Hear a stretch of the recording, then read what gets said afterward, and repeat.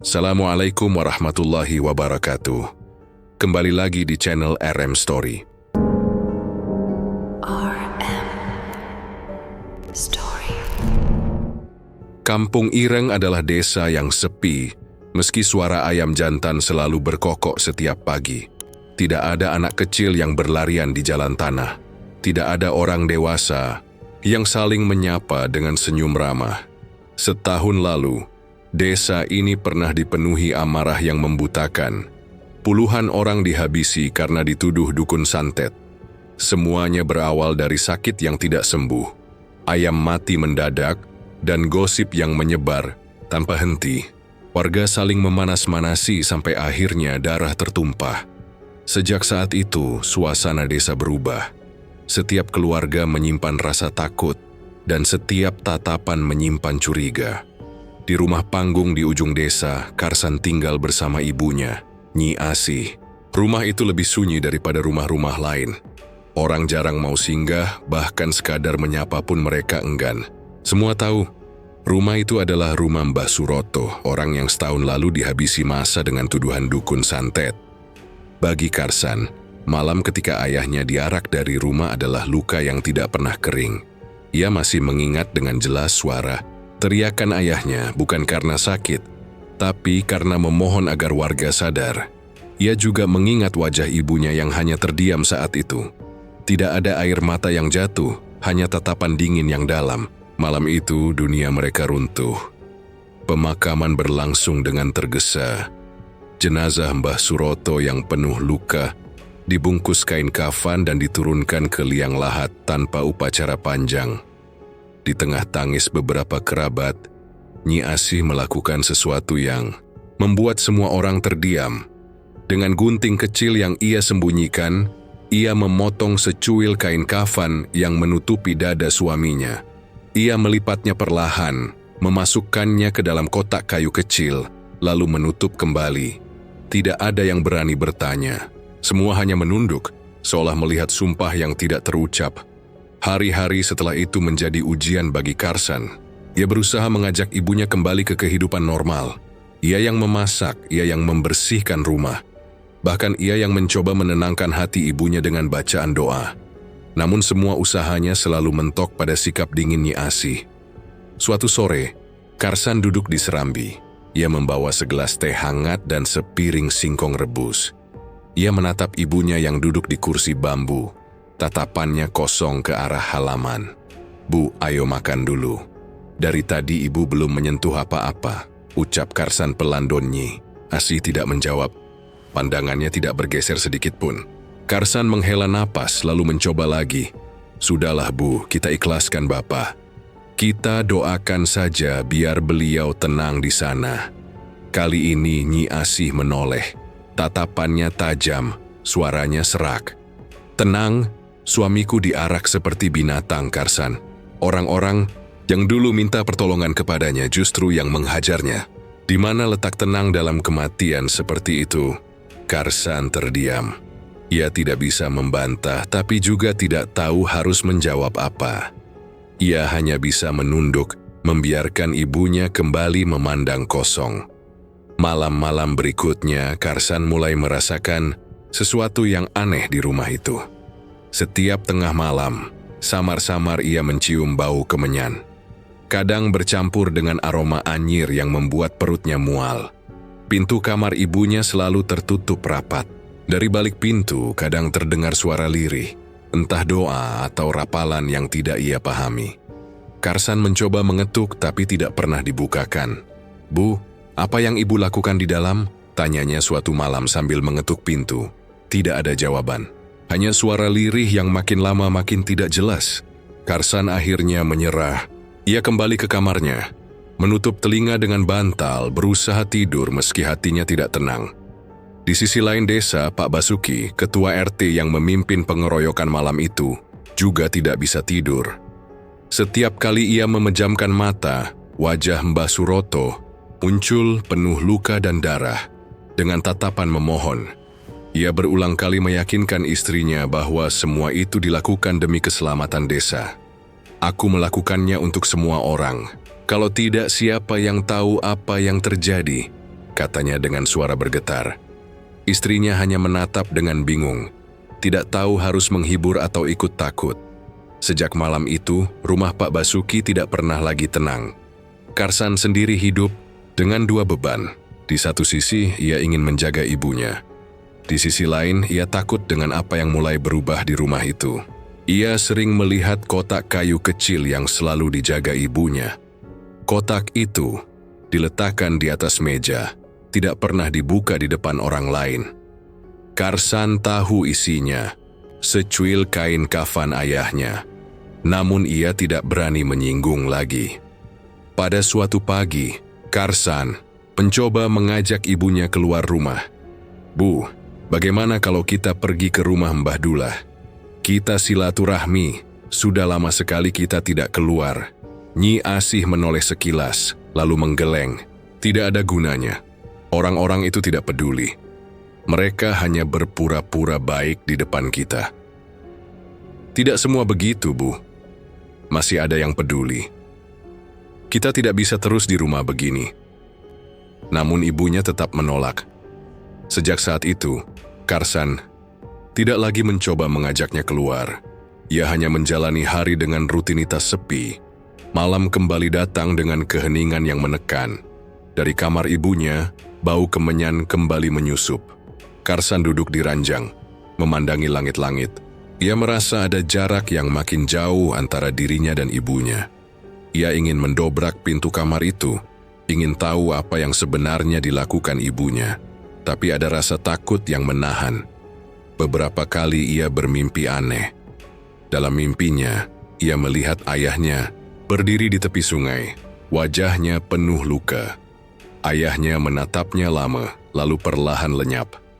Karsan terbangun dengan keringat dingin, napas terengah, dan perasaan hampa.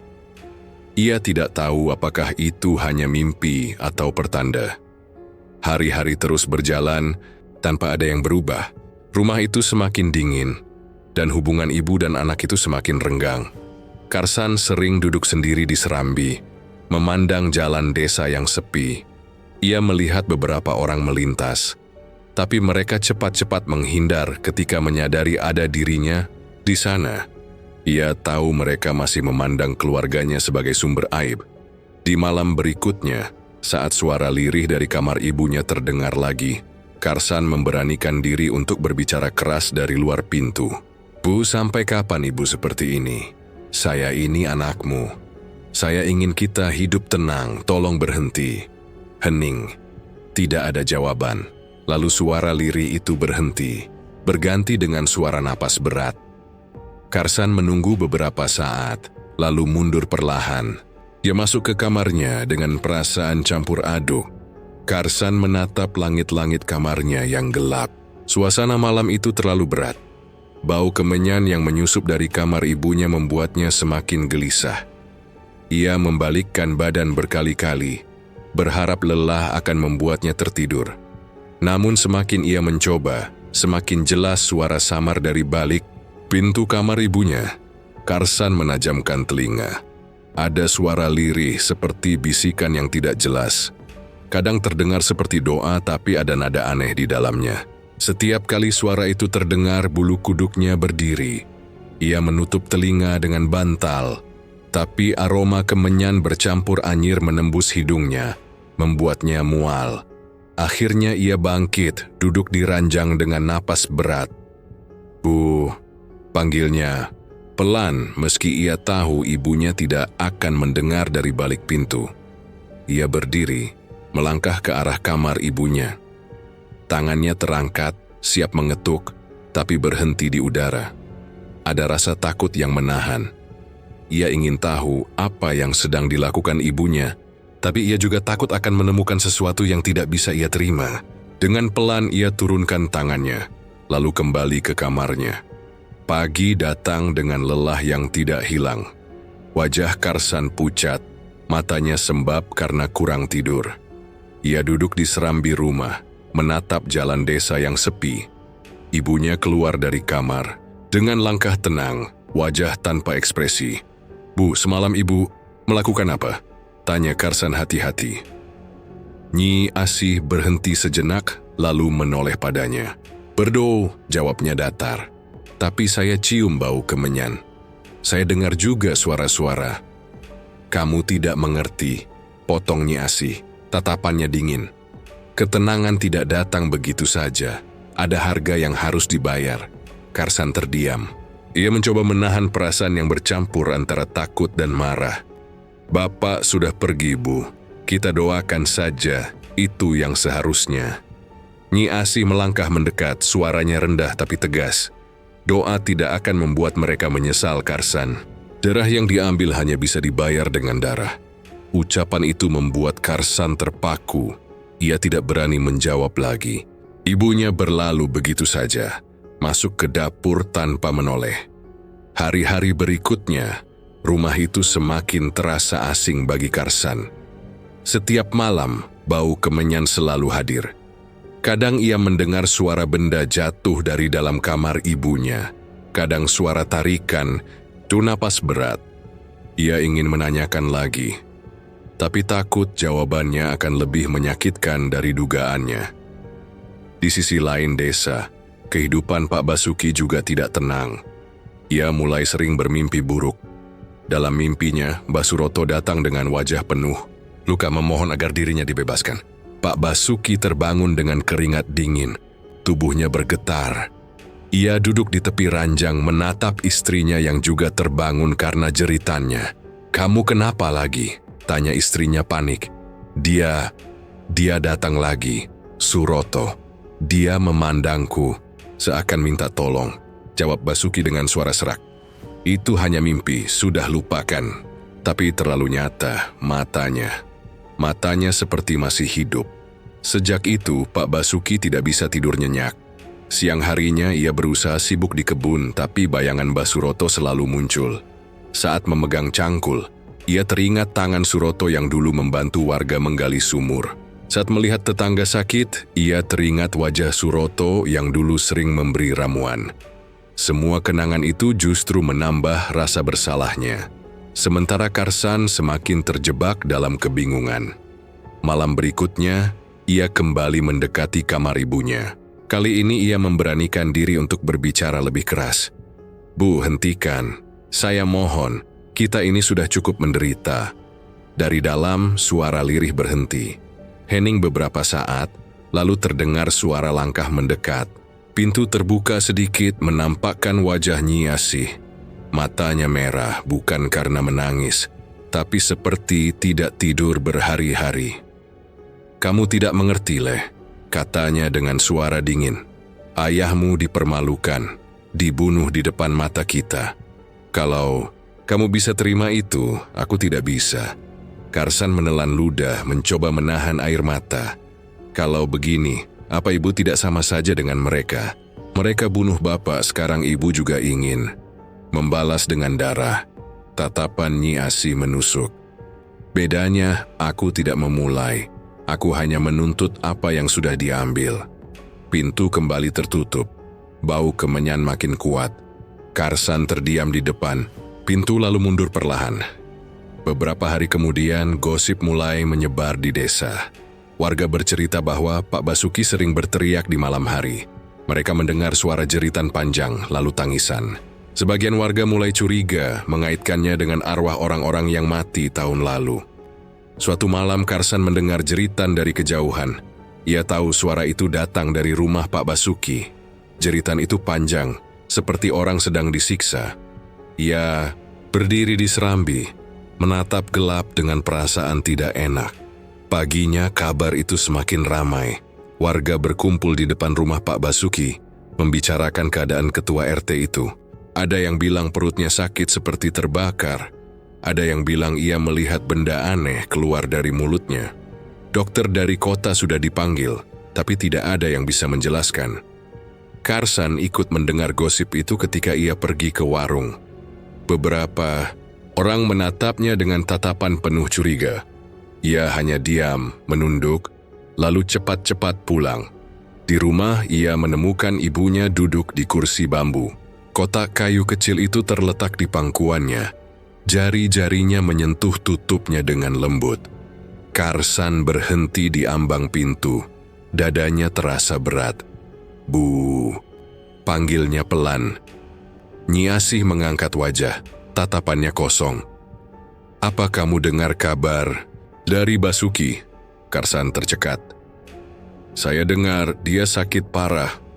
"Bagus." Satu kata itu meluncur dengan datar tapi menusuk hati Karsan. "Bu, jangan bilang ibu yang..."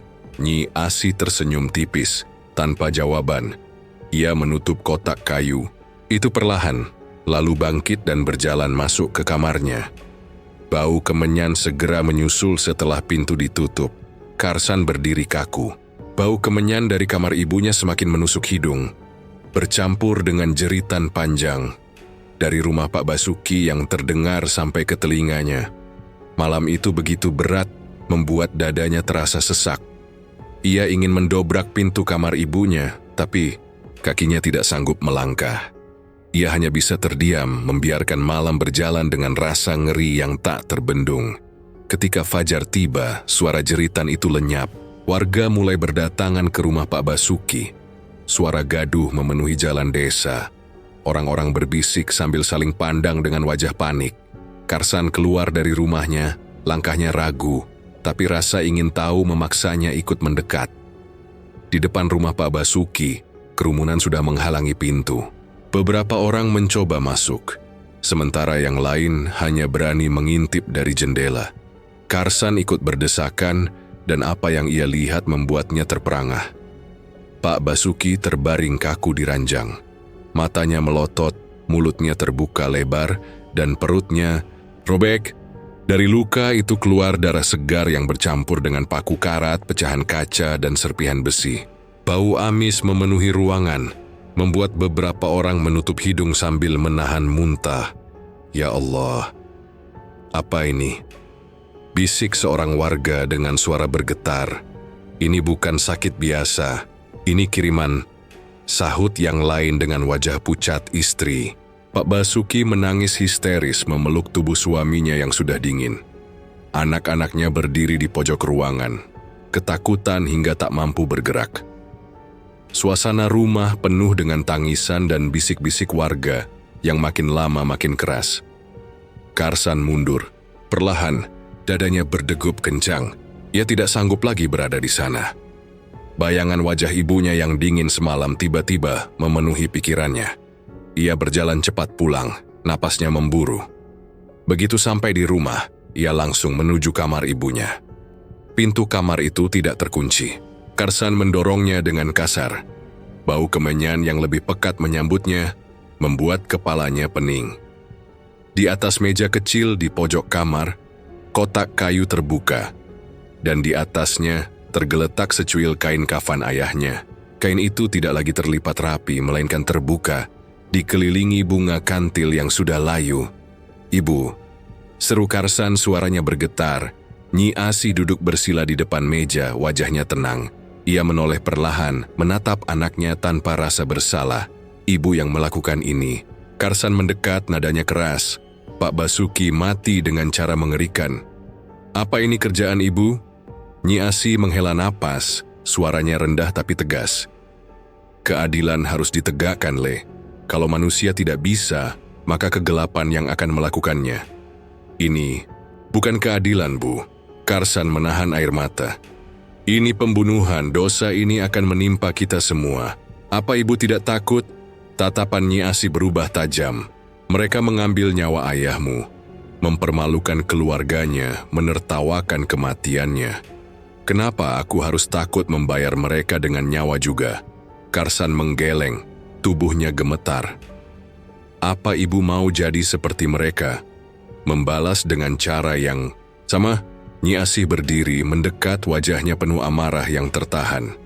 "Bedanya, mereka membunuh tanpa alasan yang benar. Aku hanya menuntut balasan. Darah harus dibayar dengan darah." Karsan terdiam. Suaranya tercekat di tenggorokan. Ia tidak sanggup melawan kata-kata ibunya. Matanya memandang kain kafan itu dengan ngeri. Ada noda hitam yang semakin melebar, seolah kain itu menyerap sesuatu yang tak terlihat. Hari itu, kabar kematian Pak Basuki menyebar cepat ke seluruh desa. Warga berkelompok di jalanan, membicarakan kematian yang tidak wajar itu. Ada yang menyebutnya kutukan. Ada yang yakin ini balasan dari arwah orang-orang yang mati setahun lalu. Tidak ada yang berani menyebut nama Nyi Asi secara langsung. Tapi tatapan curiga mulai mengarah ke rumah panggung tempat Karsan tinggal. Karsan duduk di serambi, kepalanya tertunduk. Beberapa orang yang lewat melirik tajam, lalu buru-buru mempercepat langkah. Ia merasakan beban besar menekan dadanya.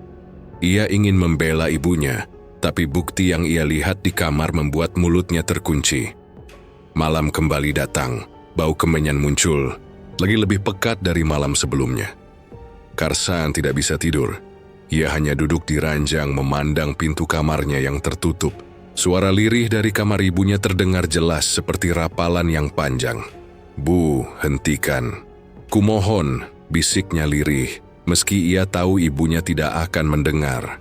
Beberapa jam ia hanya terdiam, menunggu sampai suara itu berhenti. Tapi suara itu tidak berhenti, justru semakin kuat, seperti ada orang lain yang ikut bersuara dari dalam kamar. Karsan menutup wajah dengan kedua tangan, menahan tangis yang ingin pecah. Di sisi lain desa, rumah Pak Basuki masih dipenuhi suasana duka. Istrinya tidak berhenti menangis, sementara warga menjaga dengan wajah cemas. Tidak ada yang berani membicarakan penyebab kematian dengan jelas. Mereka hanya berbisik-bisik, takut ucapan mereka memicu sesuatu yang lebih buruk. Karsan bangkit dari ranjangnya, berjalan ke serambi, menatap ke arah rumah Pak Basuki yang tidak jauh. Lampu-lampu minyak masih menyala di sana, tanda warga masih berjaga. Hatinya semakin berat. Ia merasa semua mata di desa itu kini mengawasinya, menunggu ia dan ibunya jatuh. Pagi berikutnya Karsan mencoba berbicara lagi dengan ibunya. Ia menemukan Nyi Asi duduk di kursi bambu, menatap kosong ke halaman. "Bu, saya mohon, hentikan semua ini. Jangan tambah dosa. Kita masih bisa hidup tenang kalau kita mau ikhlas."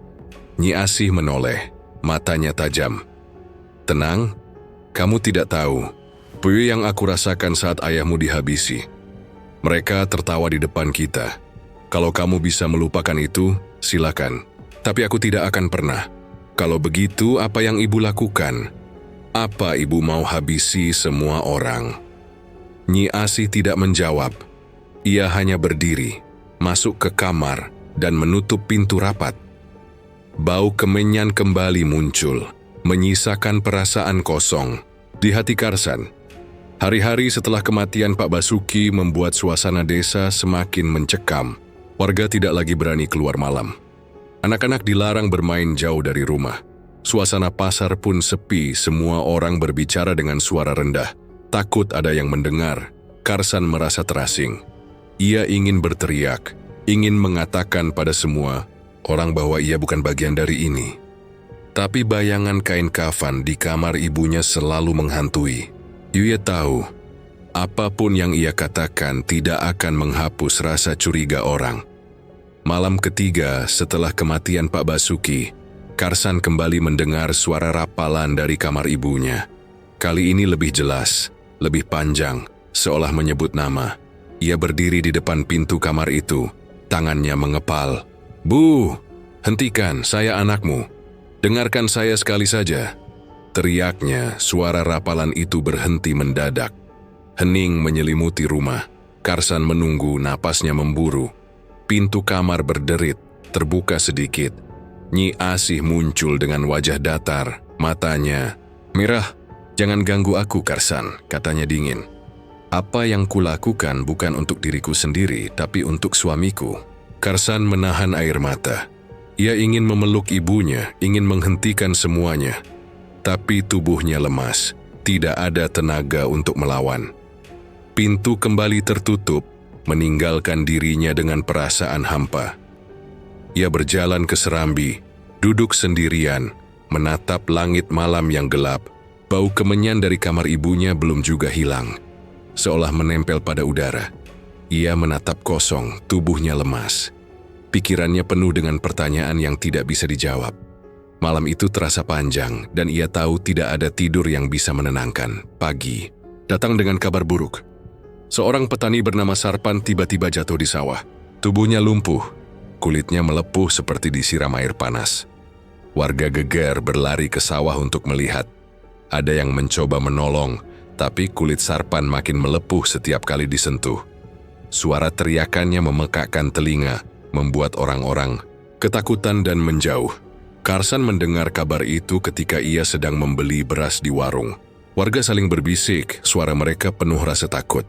"Ini pasti kiriman lagi," ucap seorang lelaki tua. "Jangan-jangan arwah orang-orang yang mati setahun lalu balas dendam," sambung yang lain. Karsan menunduk, menahan rasa mual di perutnya. Ia tahu kemana arah pikiran mereka dan hatinya semakin berat. Ia segera pulang, berharap kabar itu hanya akan berhenti sebagai gosip. Namun harapan itu pupus sore harinya. Seorang pedagang pasar dikenal dengan nama Paiman, tiba-tiba kehilangan akal. Ia tertawa keras lalu menangis sambil mencakar wajahnya sendiri hingga berdarah. Orang-orang panik mencoba menahannya, tapi Paiman meronta dan berteriak-teriak menyebut nama-nama yang tidak jelas. Wajahnya rusak, tangannya berlumuran darah. Pasar bubar, semua orang lari ketakutan. Kabar itu menyebar lebih cepat daripada kabar Sarpan. Malam itu, seluruh desa dipenuhi ketegangan. Warga berkumpul di jalan, saling tuduh. Ada yang menyalahkan keluarga Sarpan, ada yang menuding keluarga Paiman. Suasana semakin panas ketika ada yang berani menyebut nama Nyi Asih dengan suara pelan. "Kalau bukan dari rumah itu, dari mana lagi?" Mereka bilang, "Malam-malam masih ada asap kemenyan dari sana," bisik seorang ibu-ibu. "Sudah, jangan asal ngomong, bisa bahaya kalau salah tuduh," sahut yang lain. Meski wajahnya juga penuh takut. Karsan duduk di dalam rumah, mendengar suara bisik-bisik itu dari luar. Ia merasa seluruh desa sudah menjadi lawan. Ia ingin membela ibunya, tapi setiap kali mengingat kain kafan di kamar, lidahnya keluh. Malam itu ia memberanikan diri bicara lagi dengan Nyi Asih. Ia mengetuk pintu kamar pelan, lalu bersuara dengan hati-hati. "Bu, berhentilah, sudah cukup. Pak Basuki, Sarpan, Paiman, semua itu membuat desa hancur. Kalau ini terus berlanjut, orang akan menuduh kita." Pintu terbuka, menampakkan wajah ibunya yang pucat, tapi matanya menyala. "Nyawa yang mereka ambil belum sebanding, Karsan. Satu nyawa harus dibayar dengan satu nyawa. Itu hukum yang adil." "Adil? Apa ibu yakin ini adil? Mereka memang salah pada bapak, tapi apa harus kita hidup dengan darah orang lain?" Nyi Asih menatap anaknya lama. "Kalau kamu tidak sanggup menerima, jangan ikut campur. Biarkan aku menyelesaikan urusanku." Karsan terpaku, suaranya tercekat. Pintu kembali menutup, meninggalkan dirinya dengan bau kemenyan yang semakin kuat. Di luar rumah, warga mulai kehilangan kendali. Orang-orang saling menuduh, menyebut tetangga sebagai penyebab kesialan. Ada yang menuduh orang yang menabur garam di halaman rumah sebagai pelaku santet. Ada yang mencurigai ibu-ibu yang suka duduk sendirian di pos ronda. Setiap kejadian kecil menjadi alasan untuk saling curiga. Suasana desa yang dulu kompak kini pecah. Jalanan sunyi, hanya terdengar suara bisik-bisik dan teriakan sesekali. Malam menjadi momen yang paling ditakuti, karena setiap orang khawatir namanya akan muncul dalam bisikan yang tidak jelas. Karsan merasakan tekanan itu setiap kali keluar rumah. Tatapan orang-orang menusuk seakan ia dan ibunya adalah sumber segala malapetaka. Ia mencoba menutup telinga, tapi bisikan itu tetap sampai padanya. Anaknya dukun, pasti ikut-ikutan. Rumah itu tidak pernah tenang sejak Suroto mati. Kalau dibiarkan, kita semua bisa habis. Karsan berjalan cepat melewati mereka, menahan marah dan takut yang bercampur. Ia tidak tahu harus membela siapa. Malam kembali tiba. Bau kemenyan semakin pekat memenuhi seluruh rumah. Karsan duduk di serambi, memegangi kepalanya yang pusing. Ia ingin masuk ke kamar ibunya merebut kotak kayu itu, lalu membuangnya ke sungai. Tapi bayangan wajah ibunya yang penuh amarah membuat langkahnya selalu terhenti. "Bu, Panggilnya pelan dari luar pintu. Saya mohon, jangan tambah lagi. Kita tidak akan kuat menanggung ini. Tidak ada jawaban, hanya suara rapalan lirih yang makin jelas. Karsan menunduk, dadanya terasa sesak. Ia merasa terjebak di rumahnya sendiri, seolah dinding-dinding kayu itu semakin mendekat dan menekan. Di sisi lain desa, keributan belum juga reda. Warga berkumpul di balai desa, berdebat keras. Ada yang ingin mencari siapa pelaku sebenarnya. Ada yang menolak karena takut salah tuduh. Suara-suara bercampur, penuh ketegangan. Kita harus bertindak. Kalau tidak, satu persatu akan mati. Teriak seorang lelaki muda. Tapi siapa yang bisa kita tuduh? Tidak ada bukti. Jawab seorang tua dengan wajah muram. Kalau tidak ada bukti, kita bisa lihat siapa yang paling mencurigakan. Rumah siapa yang setiap malam keluar asap kemenyan. Hening sejenak, beberapa kepala menoleh ke arah rumah Karsan yang terlihat samar dari balai desa. Tidak ada yang berani menyebut namanya, tapi semua orang tahu kemana arah pembicaraan itu. Karsan yang duduk di serambi merasakan tatapan itu meski dari jauh. Tubuhnya merinding, keringat dingin mengalir di punggungnya. Ia menatap jalan desa yang gelap, mendengar suara debat yang makin keras, lalu menghilang perlahan. Di dalam kamar, suara rapalan Nyi Asi tetap tidak berhenti. Bau kemenyan semakin tebal, seolah memenuhi seluruh udara. Karsan menutup wajah dengan kedua tangannya, menahan ketakutan yang makin dalam. Malam itu kembali berjalan lambat. Bau kemenyan dari kamar ibunya tidak pernah berhenti. Asap tipis menyusup melalui celah pintu dan bercampur dengan udara dingin. Karsan duduk di serambi, tubuhnya lunglai, matanya kosong. Ia merasa sendirian di rumah itu, terjebak di antara ibunya yang makin asing dan warga desa yang mulai menaruh curiga.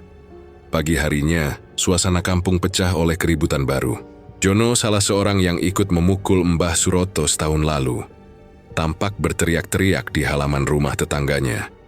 Ia melihat seorang tetangga menabur garam di depan pintu, lalu menuduhnya hendak mengirim santet. Dengan emosi yang meledak, Jono langsung memukuli tetangganya itu. Warga yang melihat berusaha melerai, tapi justru ikut terpancing. "Jangan-jangan benar dia yang mengirim," teriak seorang warga. "Tidak. Aku hanya menabur garam biar ular tidak masuk rumah," balas tetangga Jono dengan wajah panik. Keributan semakin besar. Orang-orang berlari, sebagian membawa pentungan, sebagian lagi hanya berteriak. Anak-anak menjerit ketakutan, bersembunyi di balik tubuh ibunya. Suasana kampung berubah seperti pasar malam yang kacau. Hanya saja yang terdengar bukan tawa, melainkan teriakan penuh amarah dan takut. Karsan yang mendengar keributan itu segera keluar.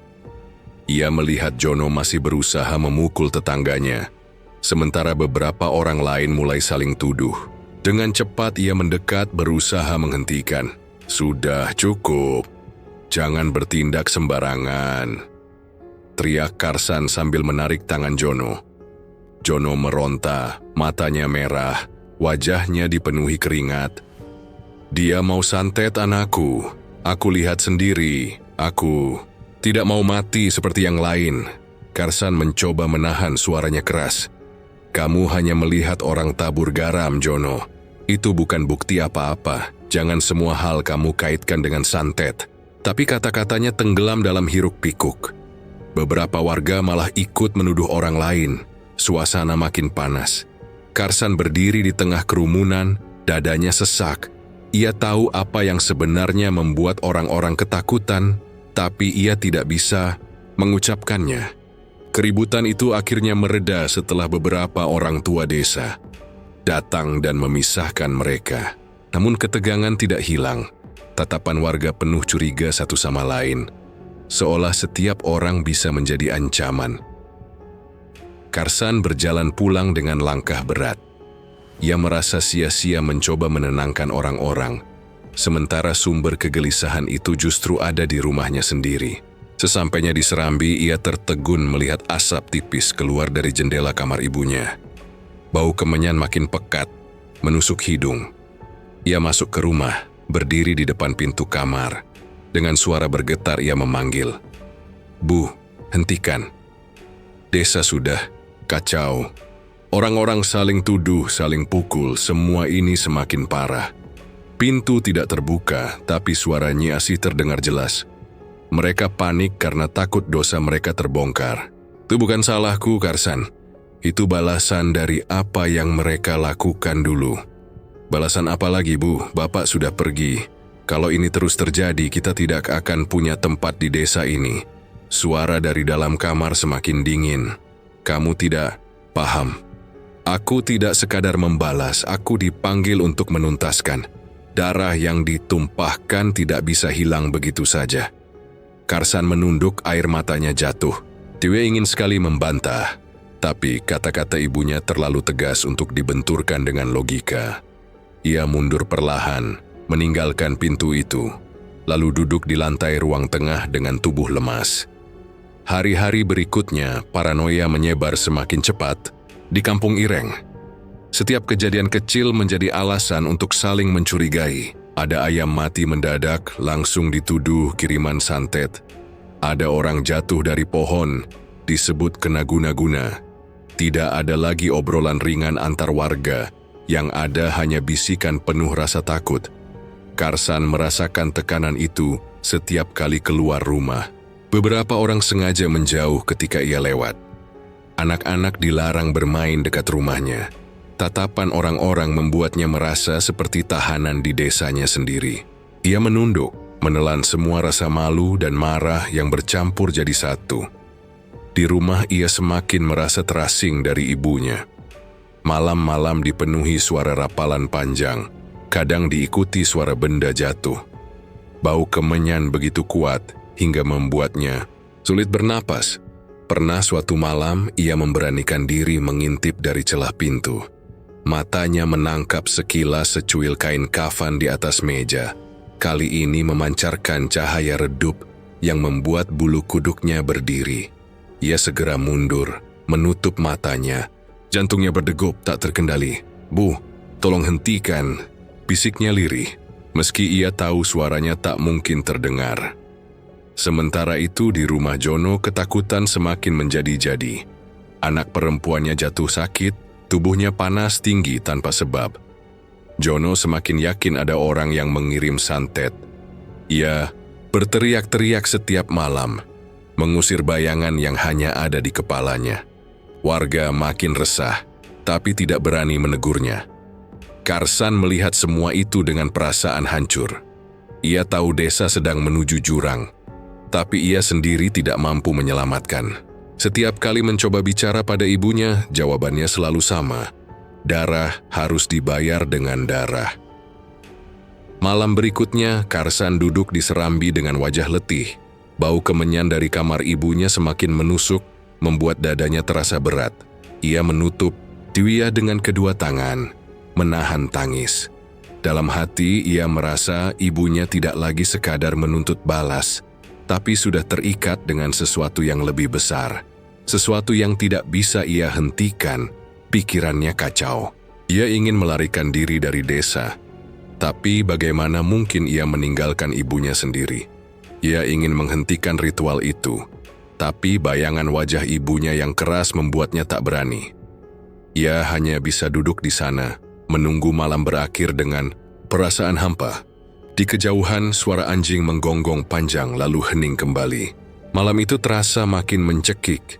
Ia duduk di serambi, memeluk lutut dengan kepala tertunduk, mencoba menahan rasa takut yang tidak kunjung reda. Bau kemenyan dari kamar ibunya kian pekat, seperti asap yang merayap ke seluruh sudut rumah. Karsan belum sempat memejamkan mata ketika suara gaduh terdengar dari halaman. Ia mendengar suara orang menangis keras, bercampur dengan raungan putus asa. Dengan cepat ia berdiri, menoleh keluar. Di bawah cahaya redup lampu minyak yang tergantung di teras, ia melihat sosok Jono bersujud di tanah. Tubuhnya gemetar, wajahnya basah oleh air mata. Ampuni saya, Mbah Suroto, jangan ambil anak saya. Saya hanya ikut-ikutan, saya dipaksa. Tolong. Jono meraung sambil mencium tanah. Karsan terperangah. Ia segera keluar menghampiri Jono. "Jono, bangun! Apa yang kamu lakukan?" serunya dengan cemas. Jono mengangkat wajahnya, matanya merah, napasnya tersengal. Anakku sakit, San. Panas tinggi, matanya kosong. Aku tahu ini balasan. Tolong bilang sama ibumu, hentikan kok." Karsan terpaku. Hatinya remuk melihat Jono yang dulu ikut memukul ayahnya, kini bersujud di halamannya. Ia ingin marah, ingin mengingatkan bahwa luka keluarganya tidak bisa dihapus begitu saja. Namun melihat tubuh Jono yang bergetar, kata-kata itu lenyap. "Bangun, Jon, jangan seperti ini. Saya pun tidak bisa berbuat apa-apa." Ucap Karsan lirih berusaha membantu Jono berdiri. Namun Jono meronta, kembali menunduk. "Bilang sama ibumu, aku mohon. Ambil nyawaku saja, jangan anakku." Karsan menutup mata, menahan air yang nyaris jatuh. Ia tahu ibunya tidak akan mendengar permohonan itu. Satu-satunya cara adalah ia sendiri yang harus mencoba menghentikan. Dengan langkah gemetar, Karsan masuk ke rumah. Ia berdiri di depan pintu kamar ibunya, dadanya berdebar kencang. Suara rapalan terdengar jelas, bercampur dengan suara dengungan, aneh yang tidak bisa dijelaskan. Ia mengumpulkan keberanian, lalu mendobrak pintu dengan keras. Pintu terbuka dan Karsan langsung terdiam. Di dalam kamar, Nyi Asih tidak lagi duduk di lantai. Tubuhnya melayang sejengkal di atas tanah, mata terpejam, wajahnya tegang. Secuil kain kafan terletak di atas meja kecil, memancarkan cahaya merah redup yang membuat ruangan terasa asing. Asap kemenyan berputar-putar, menempel pada dinding kayu. "Ibu," suara Karsan parau, hampir tidak terdengar. Nyi Asih membuka mata perlahan. Tatapannya bukan lagi tatapan seorang ibu. Matanya menyala dengan amarah yang pekat. Wajahnya keras seperti topeng. "Kamu tidak boleh mengganggu, Karsan. Aku sudah hampir selesai." Karsan melangkah maju, tubuhnya gemetar. "Lihat dirimu." "Bu, ini bukan lagi tentang Bapak.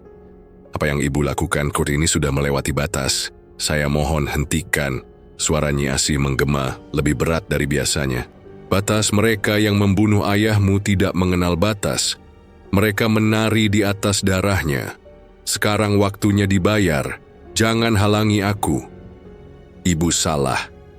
Karsan berteriak, air matanya jatuh. "Apa dengan ini Bapak bisa kembali? Apa dengan ini luka kita sembuh? Tidak, Bu. Yang ada hanya darah baru, dosa baru." Nyi Asih mengangkat tangan dan seketika angin dingin berhembus di dalam kamar. Tubuh Karsan terdorong mundur, hampir jatuh. "Diam, Karsan. Ini bukan urusanmu." Karsan menahan tubuhnya, lalu mendekat lagi. Ia meraih meja, hendak mengambil kain kafan itu. Namun sebelum tangannya menyentuh, cahaya merah dari kain itu berdenyut kuat. Panas menusuk kulit tangannya, membuatnya mundur sambil meringis kesakitan. Nyi Asih tertawa pendek, suaranya kaku. "Kamu terlalu lemah untuk melawan, Le. Aku sudah memilih jalan ini. Tidak ada yang bisa menghentikan." Karsan terdiam, napasnya tersengal. Ia menatap wajah ibunya, mencoba mencari secercah kelembutan yang dulu pernah ia kenal. Namun yang ia lihat hanyalah wajah penuh dendam. "Bu, dengar saya. Jono ada di luar. Dia menangis, minta ampun. Anak perempuannya sakit. Kalau ini ulah ibu, hentikan. Jangan ikut libatkan anaknya," ucap Karsan dengan suara memohon. Tatapan Nyi Asih tidak bergeser. Anak itu hanya bayangan. Yang salah adalah bapaknya. Kalau dia harus merasakan, itu bagian dari balasan. Karsan menjerit, "Ibu, itu anak kecil, tidak tahu apa-apa." Namun suara rapalan kembali terdengar menelan teriakannya. Tubuh Nyi Asih melayang sedikit lebih tinggi, rambutnya tergerai, wajahnya semakin asing. Kain kafan berdenyut seperti jantung yang hidup, memancarkan cahaya merah yang makin terang. Karsan mundur, Punggungnya menempel pada dinding. Air matanya jatuh deras. Ia sadar ibunya sudah tidak lagi sepenuhnya manusia. Ada sesuatu yang lebih besar, lebih gelap yang kini menguasainya. Ia melangkah keluar kamar dengan tubuh goyah. Jono masih bersujud di halaman. Tangisnya tak kunjung reda. "Karsan, bagaimana ibumu mau hentikan?" tanya Jono dengan suara parau. Karsan hanya bisa menggeleng, suaranya patah. Dia tidak mau dengar. "Saya juga tidak bisa." Jono meraung lagi, memukul tanah dengan tangannya. "Habis sudah aku, habis sudah anakku." Karsan berdiri terpaku, menatap pria itu dengan hati yang hancur. Ia ingin menolong, tapi ia sendiri tidak berdaya. Ia menoleh ke arah kamar ibunya, di mana cahaya merah samar masih terlihat dari celah pintu. Malam itu semakin dingin. Angin berhembus membawa bau kemenyan yang menusuk, bercampur dengan suara rapalan yang tidak berhenti. Karsan menutup wajahnya dengan kedua tangan, berdiri di antara Jono yang meratap dan ibunya yang larut dalam kekuatan asing. Ia merasa terjebak dalam lingkaran yang tidak bisa diputus. Suara rapalan dari kamar ibunya tidak berhenti, justru semakin keras bercampur dengan dengung aneh yang menusuk telinga. Udara malam kian dingin, tapi tubuhnya basah oleh keringat. Ia tahu, sesuatu di dalam kamar itu sudah melampaui batas manusia. Dengan langkah ragu ia kembali masuk. Pintu kamar ibunya setengah terbuka, cahaya merah samar keluar dari celahnya. Karsan memberanikan diri berteriak, "Bu, berhenti, jangan teruskan." Namun begitu pintu ia dorong, tubuhnya langsung terpental oleh hembusan angin dari dalam. Ia terhantam ke dinding, jatuh dengan nyeri yang menusuk punggung. Ketika menoleh, ia melihat ibunya melayang di udara. Rambut tergerai, wajahnya pucat namun matanya menyala. Suaranya bukan lagi suara Nyi Asih, melainkan campuran suara berat dan tinggi yang bergema di seluruh ruangan. "Karsan, jangan halangi. Nama terakhir harus disebut." Karsan merangkak mencoba mendekat. "Tidak, Bu, hentikan. Ini sudah cukup. Jangan tambah lagi." Ia menjulurkan tangan untuk merebut kain kafan di meja. Tapi cahaya merah dari kain itu memancar kuat, membuatnya terlempar sekali lagi. Tubuhnya menghantam lantai, napasnya tercekat. Dari kejauhan, ia masih bisa melihat ibunya mengangkat kedua tangannya. Bibirnya bergerak cepat menyebut nama-nama. "Bu, saya anakmu. Dengarkan saya sekali ini." Suara Karsan serak, hampir hilang. Tapi rapalan itu semakin cepat, semakin keras, lalu berhenti pada satu nama terakhir. Cahaya kain kafan menyala terang, lalu redup perlahan. Tubuh Nyi Asih jatuh ke lantai dengan suara keras, tapi ia segera bangkit kembali. Wajahnya masih dipenuhi amarah. Keesokan harinya kabar menyebar dengan cepat. Orang terakhir dalam daftar yang Nyi Asih sebut ditemukan tewas. Tubuhnya kering seperti daun di musim kemarau. Kulitnya menempel ke tulang.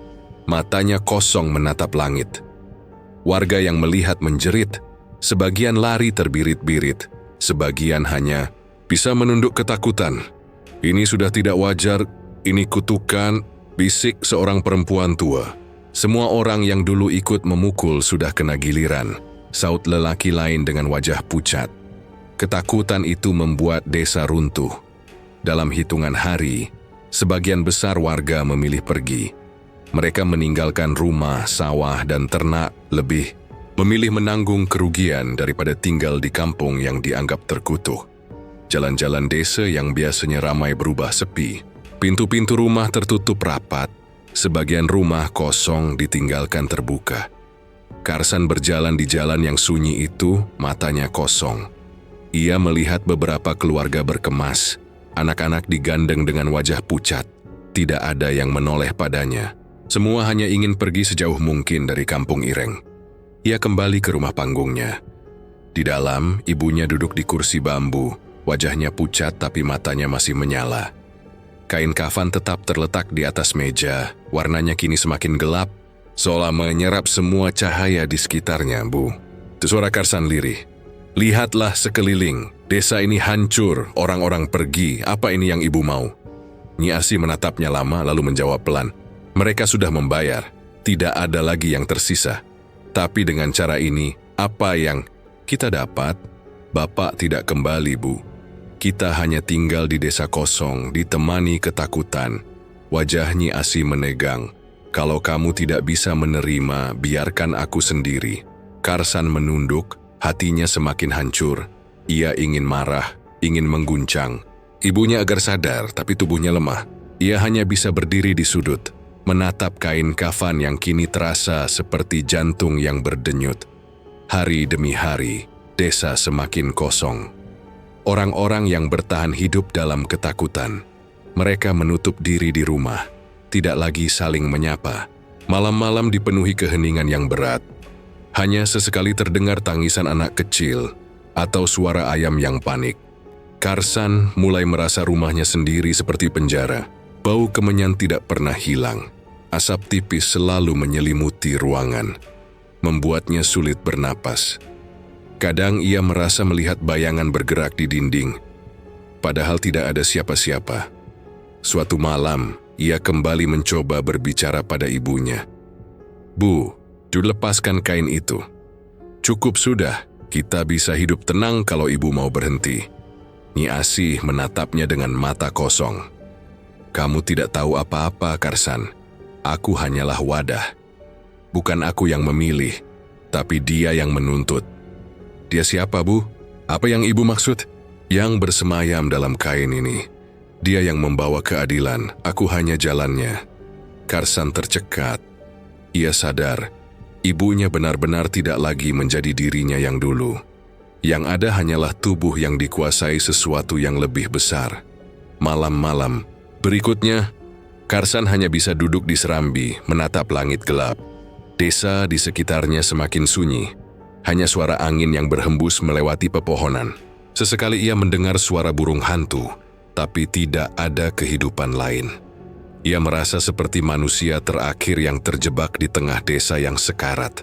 Di dalam rumah, Nyi Asih semakin lemah. Tubuhnya sering gemetar, wajahnya pucat. Namun meski begitu, ia tidak pernah melepaskan kain kafan dari altar. Matanya tetap menatap kain itu dengan tatapan kosong yang menakutkan. Karsan mendekat, berbisik dengan suara patah. Bu, saya tidak sanggup lagi melihat ini. Tolong berhenti, Nyi. Asih menoleh, suaranya pelan tapi tegas. Tidak ada yang bisa dihentikan. Semua sudah selesai. Yang tersisa hanyalah ketakutan. Karsan menutup mata, air matanya jatuh. Ia tahu kata-kata ibunya benar. Desa ini sudah hancur. Tidak ada lagi yang bisa ia selamatkan. Malam itu ia duduk sendirian di serambi. Tubuhnya lemas, pikirannya kosong.